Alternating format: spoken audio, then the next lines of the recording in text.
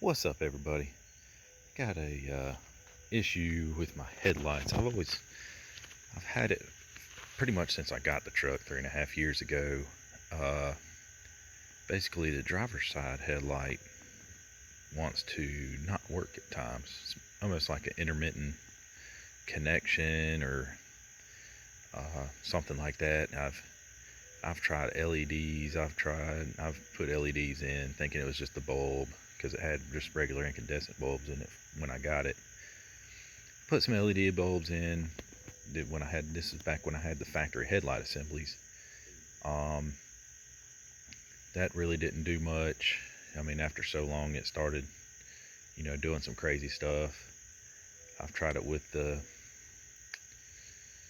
CAN bus correction wiring harness, basically.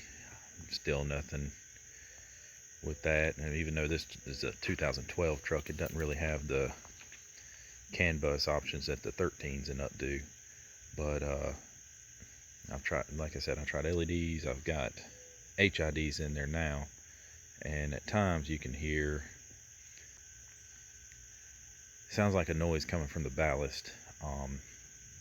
But I don't know if it's just the ballast going bad or if it's just a bad connection to where it's not getting enough juice going through the system.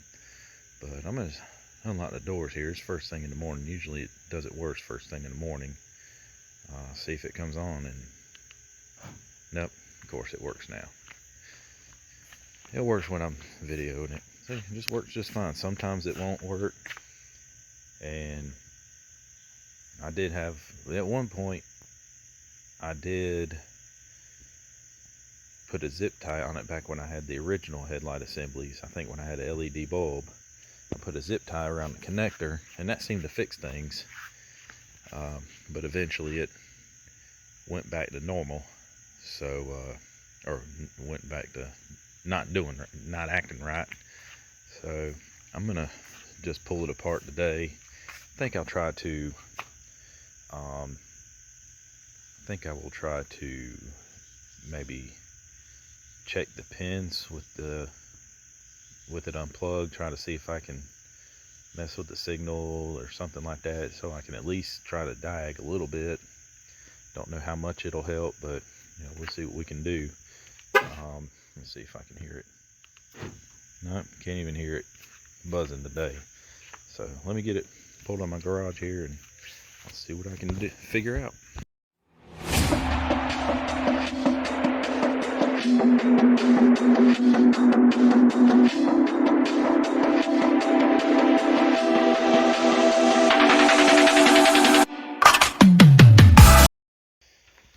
Okay, got everything unhooked here.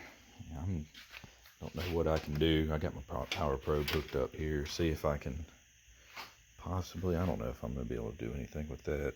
I'm probably just going to have to pull it apart. I do have another pigtail either way to get it all, just to switch it all out now and hopefully be done with it. Because like I said, it's so intermittent, you can't really do a good diag on it, or really diagnose it very well. And I just feel, I have noticed in the past that I could put a zip tie around this and squeeze the connectors together, and it has helped, or I thought it has helped. No idea.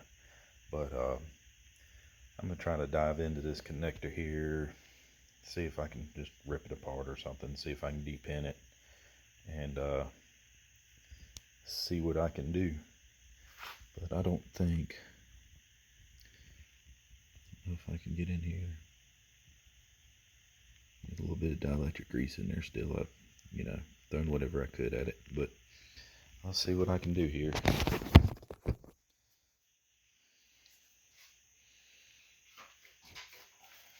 So let's see. We got ground there.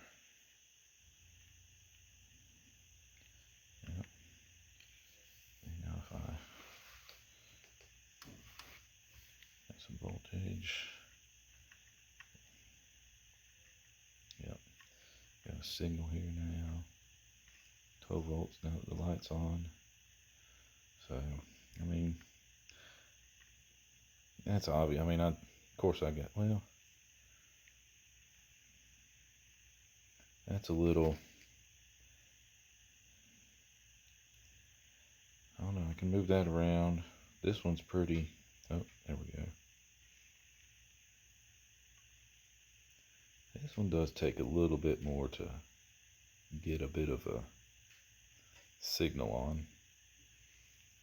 So let's see what I can do and see if I can pull this connector out and see what I can do.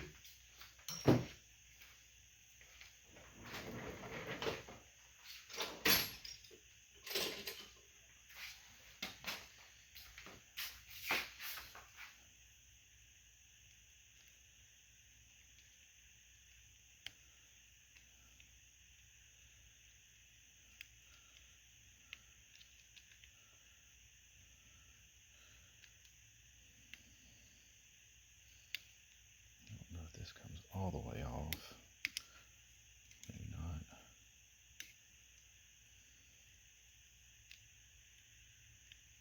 There we go. So I don't know if you can see here, but inside there are 2 clips on each side of this that have to be pushed in, and you'll have to work your way in between the connector and this piece to kind of pop them loose.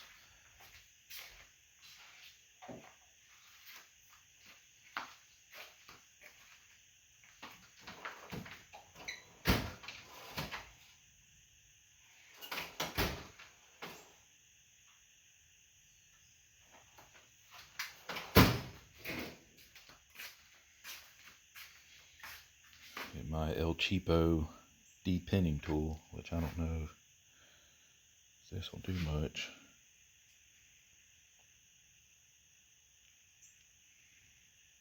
I may just use my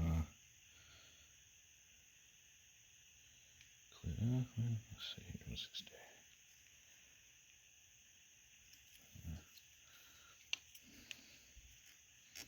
Pull that back. Yeah.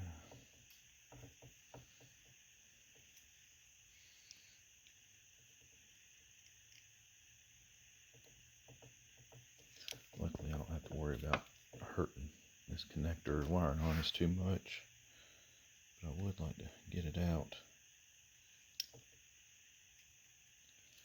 in a way that I can look at everything.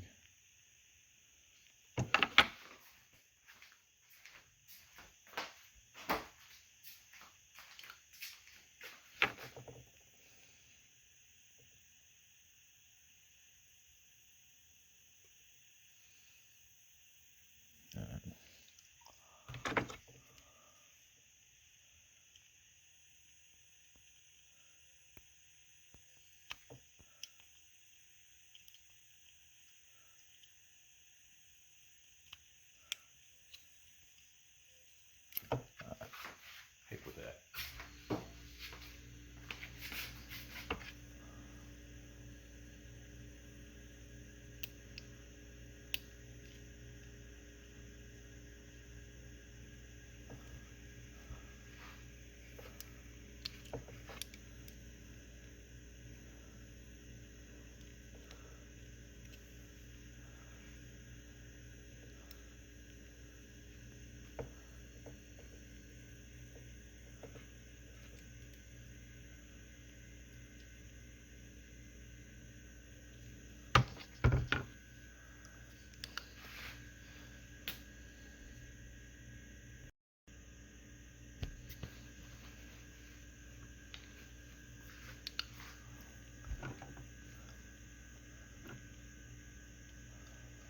Basically now what I'm doing, I'm just using my pick on these tabs because it doesn't really, my tool doesn't really get in there like it should, but it's just a matter of getting in here and let me see if I can turn the light on this.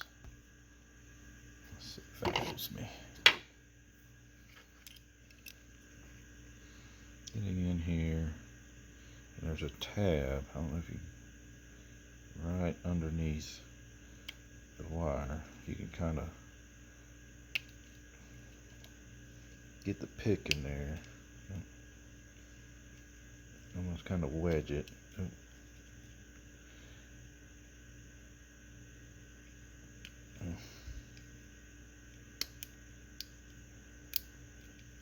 Let's go to this one. Okay, so I got that one wedged in there, sorta, I think.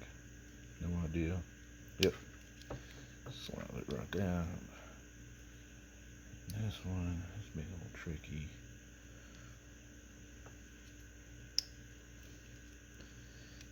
Alright, there we go. I got the pick wedged in there. Slide it right out.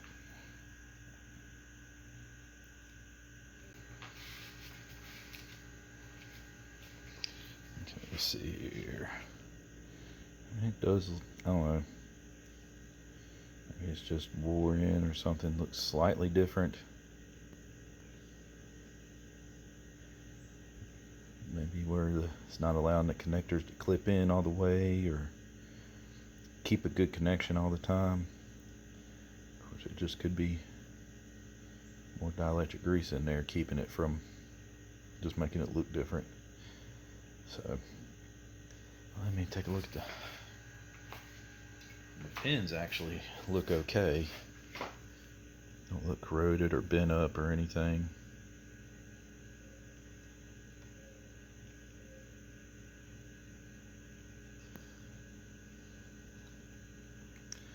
So I guess I'm just going to move on just to cut them out and replace them all and go from there. See what happens.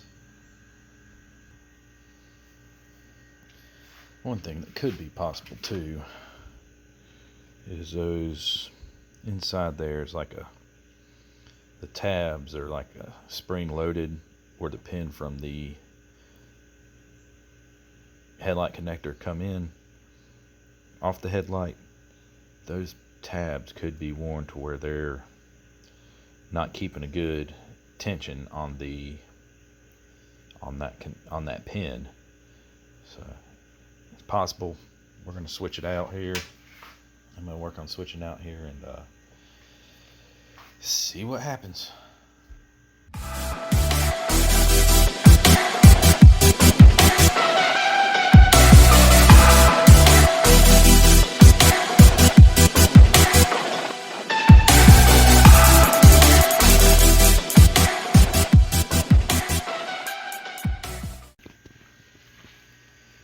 Alright, I got everything back together here.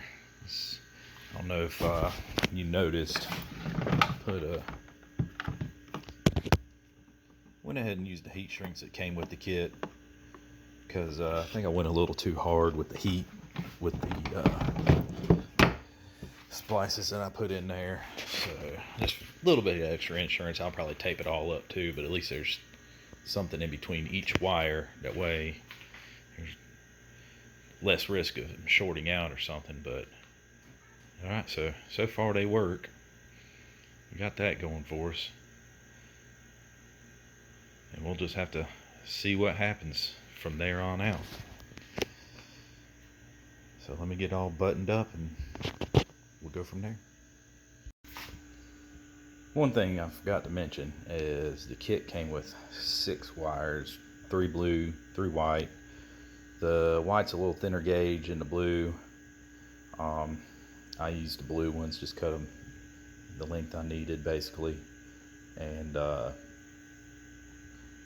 mean, they were a little bit thick. I think the white ones are more, or they're a little closer to the gauge of wire that was on the truck, but I'd already used the blue one thinking it was at least just 2 different colors, but I just went, and then I realized it was 2 different gauges, and I just stayed with the blue throughout, just to, you know, a little thicker wire didn't hurt anybody.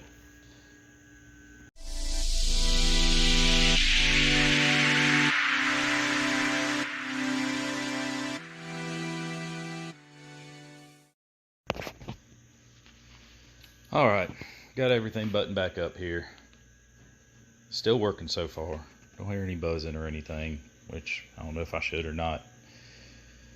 Well, I mean, I shouldn't, but either way, it's working for now. Hopefully I can keep it that way. Hopefully this will do what it needs to do. But like I said, it's just your green, well, mine's a 2012 model. That green connector, there's a wiring harness repair, and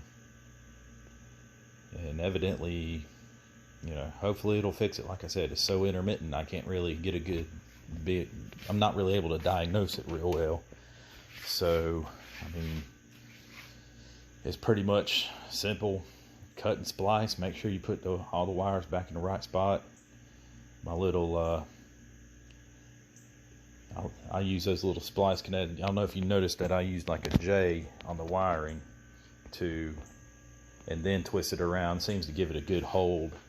And then I'll use that splice, or the, I don't know what they're called.